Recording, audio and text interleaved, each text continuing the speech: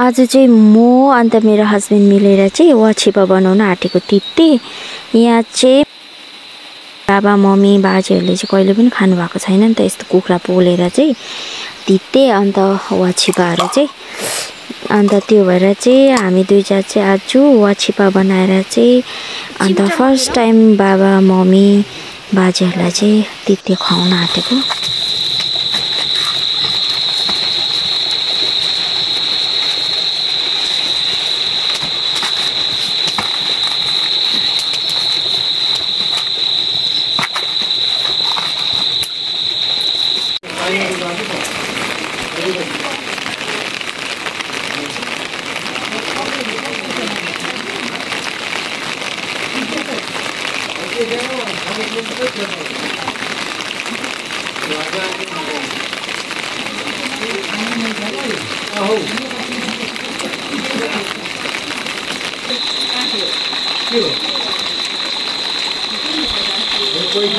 आज चाहिँ हामी वाचिपा खाने, त्यही भएर यहाँनिर काट्दैछ वाचिपाको लागि मासु। मेरो बुढीले बाबाले अघि खोर्दियो, अहिले काट्ने काम चाहिँ बुढीको।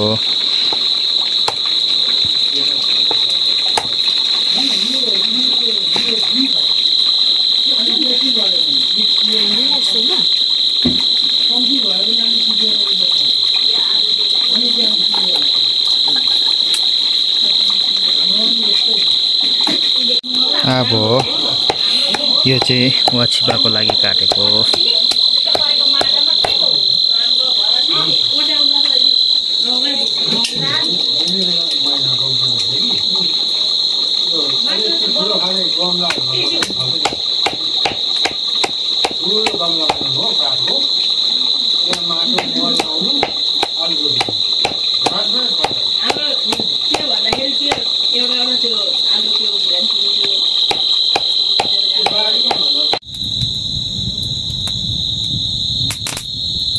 तोरीको तेल लगाएको वाचिपा बनाउनु लागि।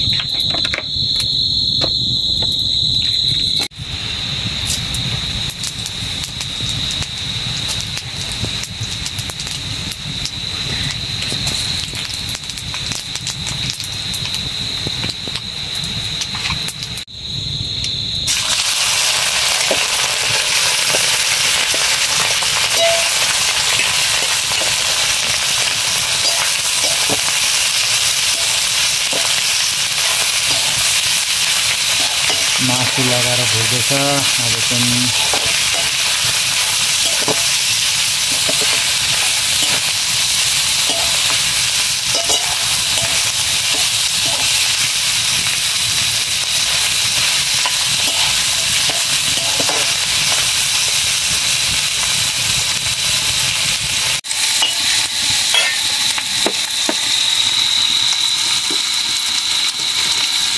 सब्जी पकाउनु खास यहाँ होइन नि त, त्यही भएर चाहिँ अप्ठ्यारो भइरहेको छ। आज चाहिँ आगोमा खाने भनेर चाहिँ यहाँ पकाएको हामीले चाहिँ आगोमा पकाएको खाने भनेर चाहिँ बेसी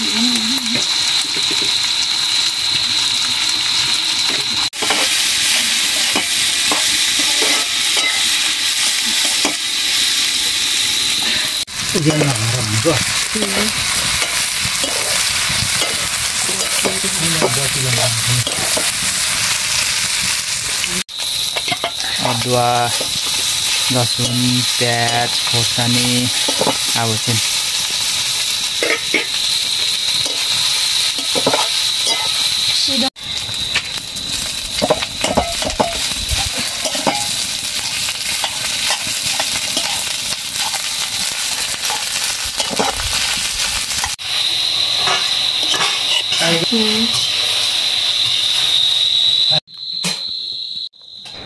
यहाँ चाहिँ सुप उम्लिरहेको छ। अन्त यता चाहिँ वाचिपा रेडी भयो।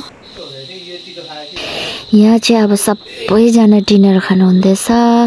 अन्त वाचिपा अनि सुपसँग, अनि वाचिपा चाहिँ एकदम मिठो भयो भन्दै खानु हुँदैछ। मैले चाहिँ सोचेको थियो कि घिन लाग्छ होला, उहाँले फर्स्ट टाइम हो नि त भनेर, तर उहाँलाई चाहिँ एकदम मिठो भयो भन्दै खानु हुँदैछ। आज फर्स्ट टाइम तिते वाचिपा। मैले चाहिँ वाचिपा टक्क परेको बनाएको थिएँ नि त अनि बाबाहरूले चाहिँ के भन्नुहुँदैछ के भन्छ वाचिपा खाएर चाहिँ सुप नै मिठो भएन अरे भन्दै भन्नुहुँदैछ। त यहाँ मैले चाहिँ घिउ सुपमा लगाएर खानु पर्यो भनेर बनाएको। अन्त यहाँ सबैजना इन्जोय गर्नुहुँदैछ।